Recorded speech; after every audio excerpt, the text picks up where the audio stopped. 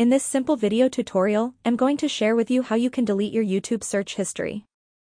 Deleting your YouTube search history is important for maintaining privacy, enhancing security, and improving the accuracy of recommendations. By removing traces of your past searches, you protect your personal information from being accessed by others who may share your device or account. To do this, simply head into YouTube. On your profile page, tap onto the settings icon right here. On this page, you will then head onto the option of Manage All History.